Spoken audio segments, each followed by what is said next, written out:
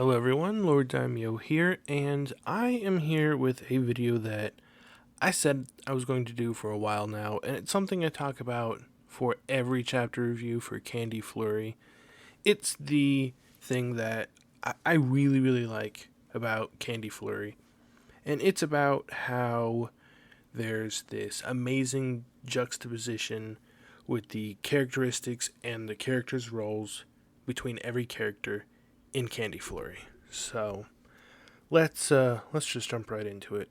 So if you are watching any of my Candy Flurry chapter reviews, you will already know what I'm talking about because I've talked about this a lot.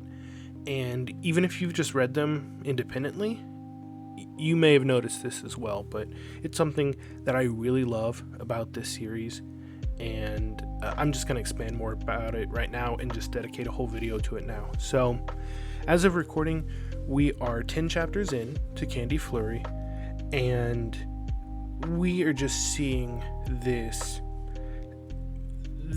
kids. I mean, every single character that we've been introduced to is around high school age, maybe a little older. So, 15 to 25-ish.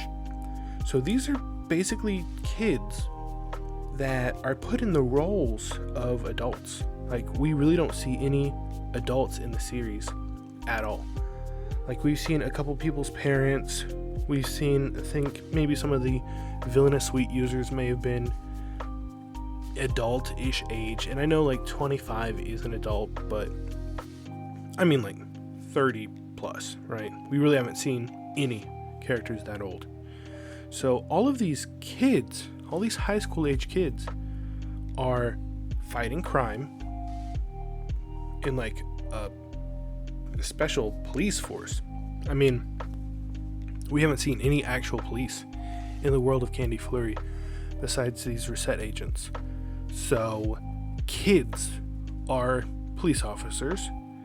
We have kids that are being vigilantes like Tsumugi and fighting crime. We have kids causing the crimes. And it's just insane to see. It's actually not insane because in other modern shonen and manga, we do see kids doing these sort of roles. I mean, if we look at One Piece, we see all the Straw Hats are basically kids. We're seeing them do crazy things. My Hero Academia, these are all kids doing big superhero stuff. Black Clover, they're kids. Naruto, they're kids. I mean, they're all kids doing these crazy things. So it's no different here in Candy Flurry. The only difference, though, is that these kids are actually still kids. So I just want to break down each individual character and give some examples of their childish characteristics, just so you can see how funny this is and just how amazing this is in the whole writing and creating characters in Candy Flurry. So we'll look at our main character, Tsumugi Minase. So she has a lollipop power, and when we first see her, she really wants a cream puff for lunch, but they're all sold out. So she's using her charms, her cuteness, she's sort of pouting for it, and convinces some guy who just bought the last cream puffs to give it to her. And then when a donut user comes and she drops her cream puffs, she doesn't care about anything besides that her cream puff was dropped on the ground, and this causes her to retaliate and beat up this donut user. So that's such a childish thing to do. Like, you would think the main character of a shonen would be virtuous and want to defeat crime just because, not for such a childish reason. So then we see further on, still, she is walking past a little abandoned pig, and she's saying, I'm not going to be like you, you're ugly, you're dumb, stop crying. So we're like, okay, she's really selfish. She really is. I mean, and then we see little hints that she's not, which I guess is a main character trait. So she gives it an umbrella. So she's got a heart under there where she's nice, but she's still really selfish. I mean, she's confronted by a bully that has a crush on her, and she's just selfish. She selfishly manipulates Misaki into doing things for her because she's selfish. She doesn't want to get caught, being the lollipop user. And then even more recently, when she's fighting the popcorn user, she's telling him that his clothes are dumb. He looks dumb. And she gets into an argument saying that lollipops are better than popcorn. And this is all coming from a selfish, sort of childish view. I mean, this is kid stuff. This is what kids do. So, I absolutely love how the main character of a shonen can be so selfish and childish, but still be heroic and selfless at times. But her selfishness really is the foremost thing. I mean, she will lie and manipulate to get her way. And that's what kids do. She's a super chosen hero who's just a selfish child. So, let's move on to our next character. Misaki Midori is the next character that we get introduced to. He's a 1-star reset agent.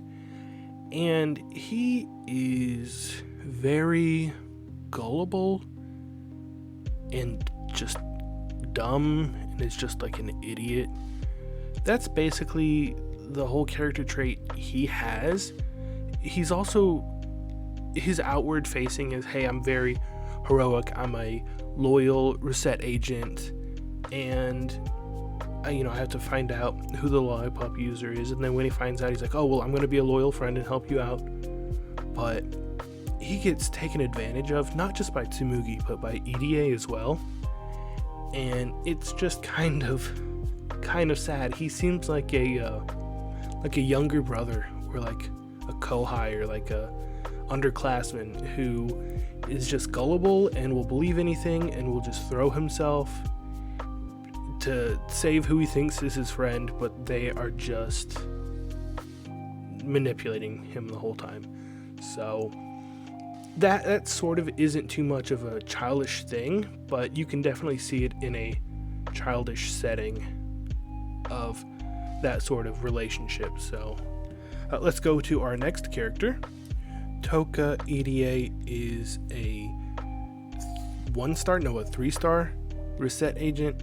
So she's a top tier reset agent and is a senpai to both Tsumugi and Misaki, and she seems serious and very intelligent and just capable in everything that she does. She's so well accomplished, except for having matching socks.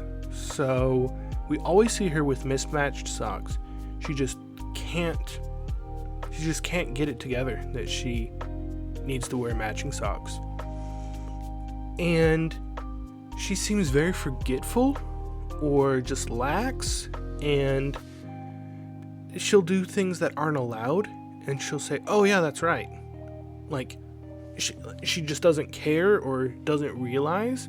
She's just kind of oblivious, sort of. She's very intelligent, but kind of just like an airhead, which is very strange. We also see in her backstory that she was highly praised by her parents for everything that she did, any and everything. And so this may have promoted this in her, but she's very, very strange. She seems the most well off, the most competent, the most adult-like, and yet also the least adult-like, because she can't even match her clothes. She can't even follow the rules because she just either doesn't understand or forgets or something. And it's very, very funny how she has such a juxtaposition. I'm going to say that word a lot because it's true.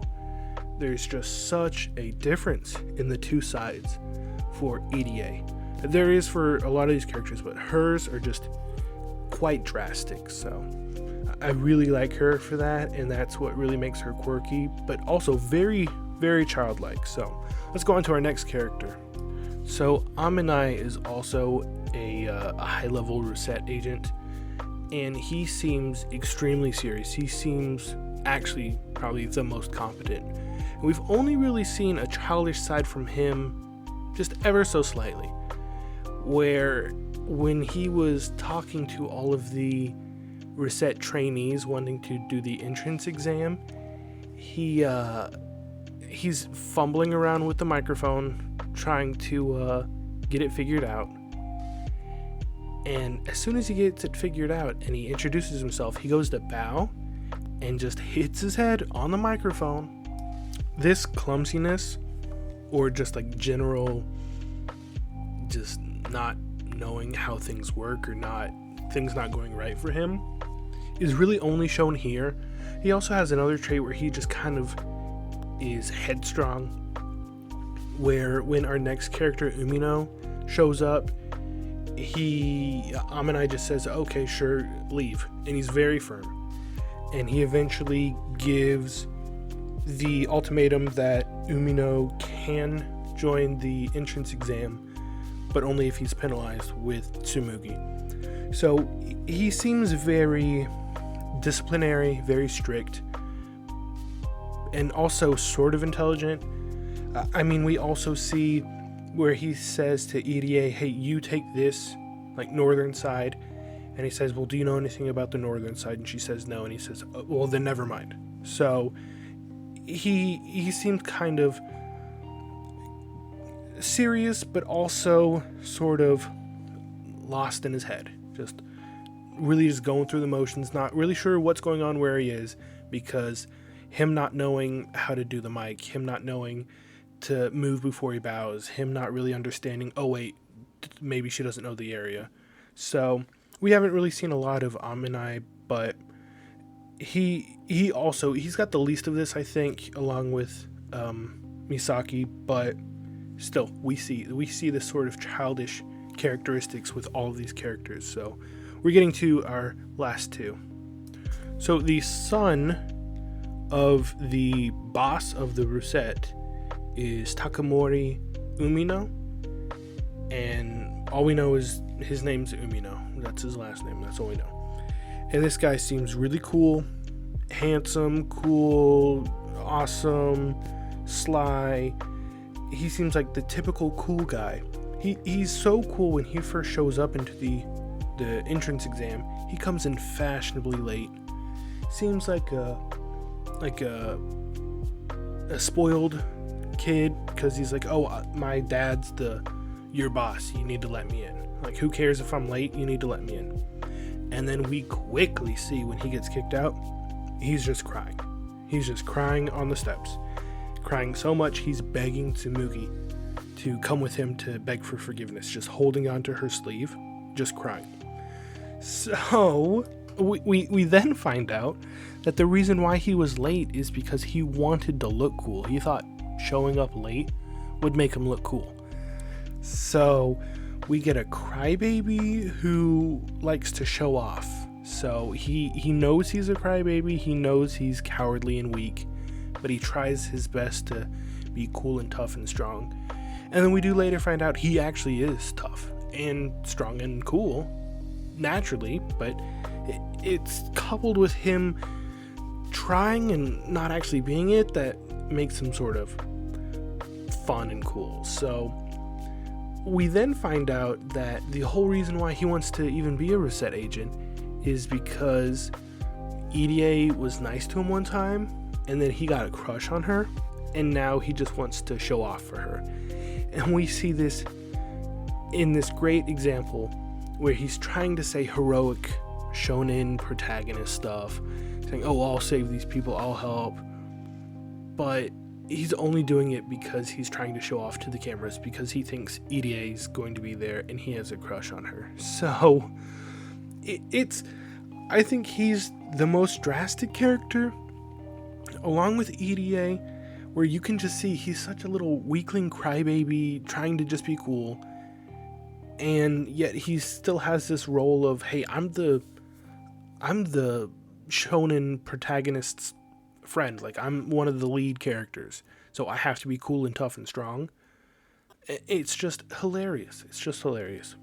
Okay, this last person, we don't know their name yet, but it is the popcorn user, the villain, and he shows up super cool, looking so scary, like an actual villain. He's got like the spiky hair, the darkness around his eyes, the really cool sleeveless black shirt with a chain around his neck. He looks really cool and really menacing.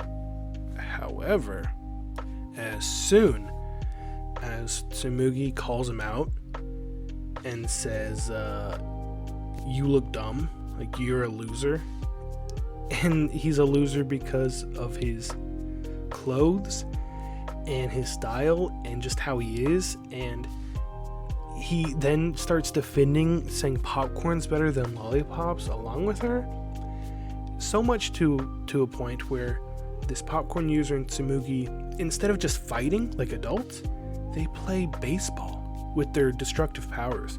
So they're playing a kid's game like you would play at recess after school, but deciding the fate of people's lives. So he's laughably incompetent and yet very menacing and strong. And even after the defeat, he's like, I thought this was about whose sweet was better. Like, I didn't think we were fighting for like actual reasons. I just thought we were deciding whether lollipops were better than popcorn. So it's something. Every single character in Candy Flurry shows, at least to some aspect, this form of being strong and a shonen character and fighting crime or causing crime with these strong abilities and powers, and just doing adult things, being in police and villains and criminals and just doing adult things. And yet all of these characters are actually just kids.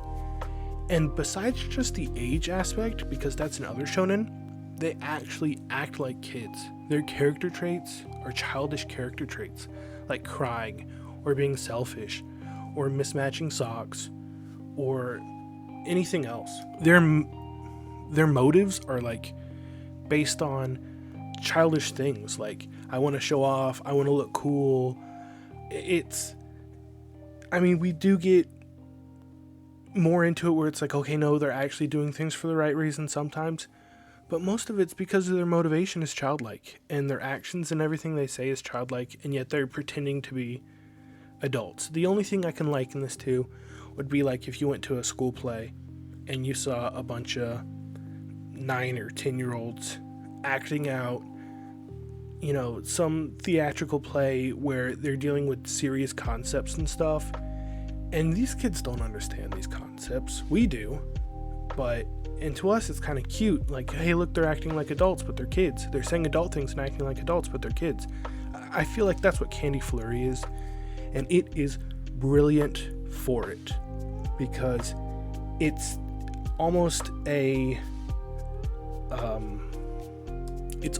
parody of regular battle shonen manga, because it plays out just like one at the surface level, and then when you get down and actually realize, hey, what, like, these quirky things about these characters are childish, and their powers are candy, and their society is built on childish kids and candies and stuff like that.